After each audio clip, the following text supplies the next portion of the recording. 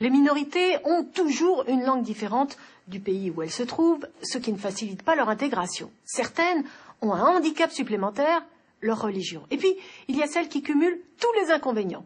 Nous partons à l'extrémité de la Grèce, dans ces montagnes qui se trouvent à la frontière avec la Bulgarie et la Turquie. C'est dans cette zone ultra sensible que vivent les Pomaks. Ces musulmans ont eu toutes les nationalités et aujourd'hui ils sont grecs. Longtemps les Grecs les ont maintenus sous surveillance militaire, maintenant les Pomaks ont les mêmes droits que tous les citoyens, mais le mal est fait, les jeunes s'en vont et la communauté se déchire.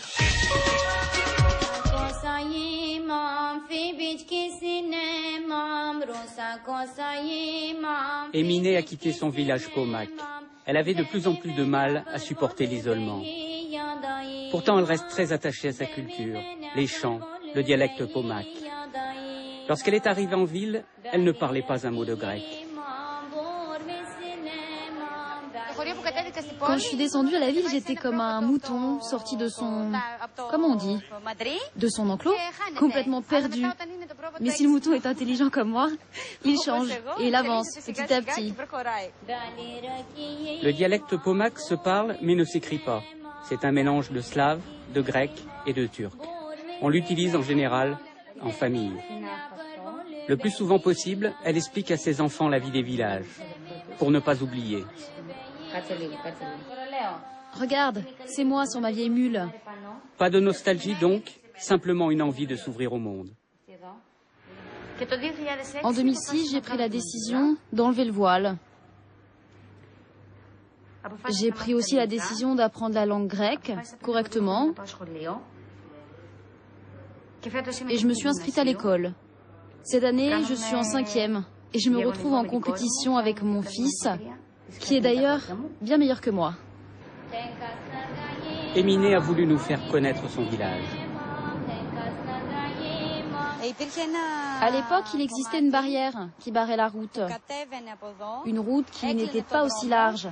Le bus s'arrêtait ici, tout le monde descendait et se présentait à ce bureau pour montrer son passe.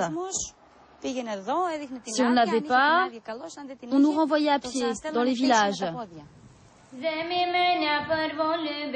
Ce n'est que depuis 15 ans que les Pomaks peuvent circuler librement en Grèce. Et des brimades, ils en ont subi. Islamisés de force durant l'occupation turque, puis complètement discriminés jusqu'aux années 80. Ils n'avaient pas le droit d'aller à l'université, d'être fonctionnaires ou de faire de la politique. Même aujourd'hui, lorsque les Pomaks demandent la reconnaissance de leur minorité, le gouvernement grec fait la sourde oreille. Aucun des politiques que nous avons contactés pour en parler n'a souhaité nous recevoir. La politique que pratique la Grèce, c'est de dire « il n'y a pas plusieurs minorités dans le pays, il n'y en a qu'une, la minorité musulmane ». Par contre, la Turquie dit qu'il n'y a qu'une minorité et qu'elle est turque. Les Pomaks, on n'en parle pas, on gêne tout le monde. Parler d'identité gêne même les Pomaks. En discuter avec eux peut rapidement dégénérer. Éminé va en faire la désagréable expérience. Je veux juste vous poser quelques questions, c'est tout. Moi, je ne fais pas de politique.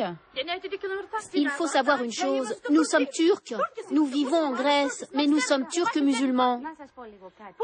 Pomak, ça n'existe pas. Il n'y a pas de Pomak ici, tu comprends ça? Il n'y a même pas d'alphabet Pomak.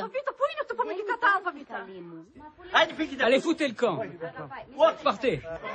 Entourés par une foule de plus en plus nombreuse, nous sommes enfermés et injuriés pendant plus de 6 heures. Les autorités locales nous entraînent ensuite dans le café du village et on nous donne l'ordre de partir le plus vite possible. C'est escorté par des policiers que nous regagnerons la ville.